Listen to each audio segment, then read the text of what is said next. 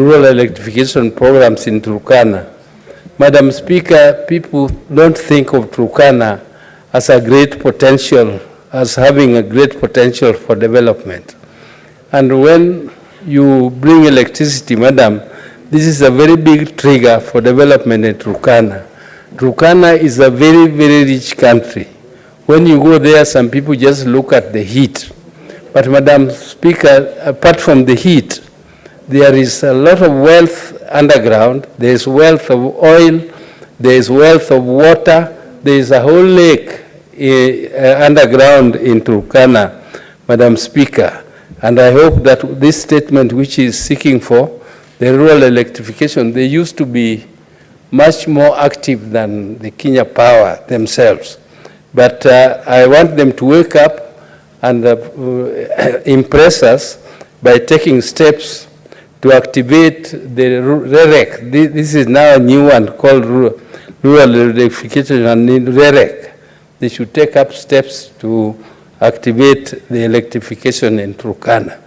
Madam Speaker, electrification is such an important venture that in my county, my own county, Siaya, I was perplexed, Madam Speaker, yesterday when I went to the rural area, and I found a whole industry for milling of rice, which has been put up by the county, is not able to be commissioned, Madam Speaker, just because of upgrading electricity to three-phase. Because without electricity, Madam, actually there is no development, there is no meaningful development. So, Madam Speaker, I don't want to take a lot of time. I've just stood up to support the statement sought by my brother, Senator for Turkana, on REREC, and Madam Speaker, I hope that steps will be taken to activate these activities in Turkana County. Thank you, Madam Speaker. Thank you, Senator. Senator Karungo Thangwapol. Thank you very much, Madam Speaker. I want to support the statement by Senator Uroba about health issues, and especially in our hospitals in the county of Nairobi, not forgetting my home county, that is Kiambu County, Madam Speaker. Madam Speaker, health is the most basic yet very fundamental and important thing a human being would require to have the best of, Madam Speaker. And sometimes I ask myself, you know, the drafters of the Constitution, whether they did the right thing to surrender these hospitals to the governors, Madam Speaker. Because sometimes I ask myself, if they could not trust the governors with our education, because you see the governors, they don't have, it's not a function of county government when it comes to primary, high school, or even universities. They could trust the governors with our health, Madam Speaker. And that is something that we need to rethink, because health, first of all, is universal, and health is one of the most important things that we need to look into as a country.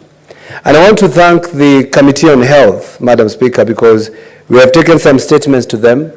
They have embarked on visiting counties to see what the state of the hospitals in various counties, Madam Speaker. I know I have a statement with the Health Committee on the issue of health insurance for the employees of Kiambu County Government. And they were supposed to visit Kiambu County last week, but the committee postponed that due to reasons that I understand very well.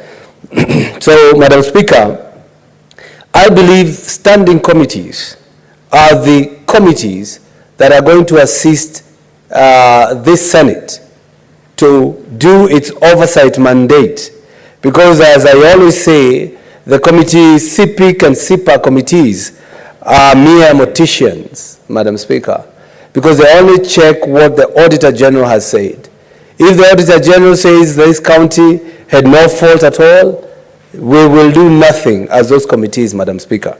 But if we take our job seriously as the standing committees, and we visit our counties as the other committees have been visiting different counties, we are going to find that county governors and county governments are not doing what they're supposed to do, and we rectify and we take the necessary precaution. Instead of waiting for them to break the law, then we wait for the Auditor General, then the Auditor General to do a report to CPIC and CPAC, and then we'll be looking at these reports a year later, 2 years later. Like now, we are looking into the issues that the previous governors, the crime or the mistakes the previous governors had committed, they're being now answered by this committee, by the current governors, Madam Speaker. As I conclude, Madam Speaker, and I'm saying that because I know these committees, Health Committee, Agriculture Committee, and other committees, Madam Speaker, without mentioning my committee, which is Roads Transportation, if we are keen on protecting devolution, let's visit the counties. Next week, let's have the Environment Committee in Kiambu to check out why Kiambu is going to miss on FLOCA, the money for climate change, about over 110 million, Madam Speaker, just because, Madam Speaker, the governor there is refusing to comply. Madam Speaker, let's have the Agriculture Committee to go to Kiambu County and check the distribution of fertilizer, the chicks and everything, Madam Speaker. Let's have the Energy Committee visit Kiambu, Madam Speaker, to check why the county government has refused the installation of street lights, Madam Speaker. Let's have the Education Committee, Madam Speaker, visit Kiambu and check how many ECDs that have been built in that county, Madam Speaker, because I believe we're being lied to, Madam Speaker. Let's have the Finance Committee of this Senate visit Kiambu, Madam Speaker, and other counties to find out why the county government has refused to pay pending bills worth 5.7 billion. Also to find why the county that has projected to collect 7 billion as own source revenue has only collected 1.6 billion, Madam Speaker. Let's have the Labour Committee visit Kiambu, Madam Speaker, and see why the promotion of employees in the county has been put on hold until 2026, Madam Speaker. Let's the Land Committee, Madam Speaker, visit Kiambu County and find out why the people of Oderiwa Lari have not been given their land, yet they paid for that land, Madam Speaker. What I'm trying to say is, it is a high time we as the Senate, the Standing Committee, we redeem ourselves and we go to the counties, we meet the governors face to face and tell them they are doing injustice to the devolution that we have fought for, Madam Speaker. Thank you very much, Madam Speaker. Senator James Lomenen. Thank you, Madam Speaker, and support a statement by Senator Cherengei. Madam Speaker, as we supply subsidies, fertilizer subsidies to